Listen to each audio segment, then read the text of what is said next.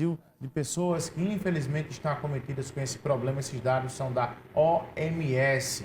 Eu estou recebendo aqui nos estúdios da TV Arapuã a psicóloga Jéssica Siqueira. Doutora Jéssica, tudo bem? Bem-vinda ao nosso programa. Tudo bem. Bom dia, Bruno. Obrigada. A gente escuta muito falar na rede social, muitas vezes nos programas de rádio, TV e até no dia a dia já sobre essa síndrome. Primeiro, o que é essa síndrome para ser tão falada e tão comentada? A síndrome de burnout é a síndrome do esgotamento físico e mental ligado ao âmbito profissional. Então, também é conhecida como a síndrome do esgotamento profissional. Então, a síndrome do esgotamento. Mas que esgotamento é esse? Porque hoje em dia não tem nenhum trabalho fácil. Sim. Todo trabalho requer de você ali muita dedicação, ocupação. Até mesmo o trabalho não termina na empresa, você leva para casa. Como é que compreende esse limite? Até mesmo por isso, por o trabalho não terminar na empresa, né? Muitas vezes, a partir do momento que começou a surgir as novas tecnologias, a gente leva o trabalho para casa. E existem muitas profissões, como a de jornalista, por exemplo, né? Que exige que você leve o trabalho para casa. Policiais, bombeiros, enfermeiros, professores, médicos. E essas profissões, principalmente, acabam sendo mais acometidas pela síndrome de burnout, né? Então, é uma síndrome onde o profissional ele acaba não enxergando os limites e não tendo a sua vida, né, não colocando equilíbrio na sua vida relacionados ao lazer. Então, ele mergulha no ambiente de trabalho e muitas vezes existem abusos no ambiente de trabalho, existem cobranças, metas a serem cumpridas e não existe a comemoração após essas metas serem cumpridas, não existe um momento de lazer, não existe a valorização do profissional e isso muitas vezes acaba acometendo a síndrome. Agora, qual o principal relato dessas categorias em que a senhora falou agora, desses profissionais, como, por exemplo, jornalistas, bombeiros, Sim. policiais? Qual o relato prático que eles chegam nos consultórios e falam para os profissionais?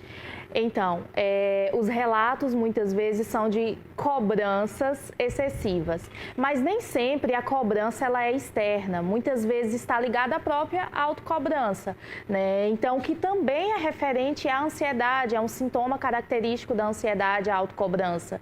E essa autocobrança, quando em excesso, quando de forma contínua, pode gerar a síndrome, né? Então, muitos desses profissionais chegam com esse relato de autocobrança externa e interna, e essa autocobrança em excesso vai gerando o esgotamento físico, vai gerando problemas relacionados à pressão, alteração na pressão, insônia, várias outras questões que geram de fato a síndrome.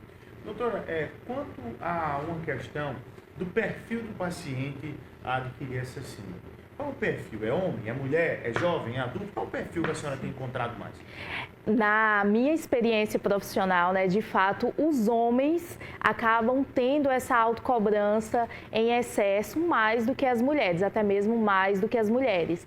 Porém, é algo que tem crescido em todos os públicos, né? Inclusive os próprios jovens, porque pessoas também que estão no ambiente estudantil ainda estudam e trabalham, acaba tendo uma carga a mais, né? Então tem uma função a mais para estar dividindo ali o seu tempo e isso pode variar bastante os públicos, mas o homem por si só já tem essa característica da autocobrança, o que acaba de fato aumentando esse público, né, com a síndrome, com o transtorno. Essa síndrome, ela pode ser identificada de que maneira para quem está em casa agora, porque qualquer problema ele emite sinais, emite alerta, são emitidos sinais, são emitidos alertas. E aí, para quem está em casa agora, que pode estar se encaixando com a síndrome, o que a senhora alerta em relação à questão do corpo que está dando sinais ali, avisos prévios que isso pode causar mais na frente? E acontece, Bruno, que é uma síndrome muito sutil, né? Ela inicia-se muito sutil e às vezes a gente acredita que é apenas um estado de estresse, cansaço normal, porque como você disse no início, todo trabalho, né, gera cansaço, todo trabalho e em algum momento vai lhe gerar um esgotamento, mas a gente precisa ficar alerta para todos os sinais. Um deles é a insônia. a alteração de humor, problemas gastrointestinais, em relação à pressão, muitas vezes fica uma pressão mais alta. E você pode começar a observar esses sintomas. Rendimento no ambiente de trabalho, rendimento muitas vezes ele diminui, problemas relacionados à memória, problemas cognitivos. Então, se você está passando por isso, mesmo que em nível pouco, você acredita que não está te atrapalhando muito, converse com uma pessoa de confiança.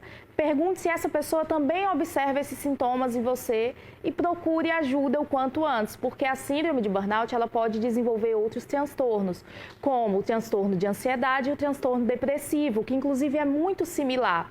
O que diferencia a síndrome de burnout e a depressão profunda, de fato, é o ambiente de trabalho. Então, quando o paciente ele chega relatando os sintomas do burnout, a gente vai tentar identificar se esses sintomas eles são gerados devido ao ambiente de trabalho. Se for, então provavelmente é um burnout e não uma depressão. Ô, doutora, e quanto à questão do tratamento? Esse tratamento é um tratamento contínuo? Qual é o profissional ideal para começar, para iniciar e para permanecer nesse tratamento? Qual o tempo? Tem isso ou depende de cada paciente?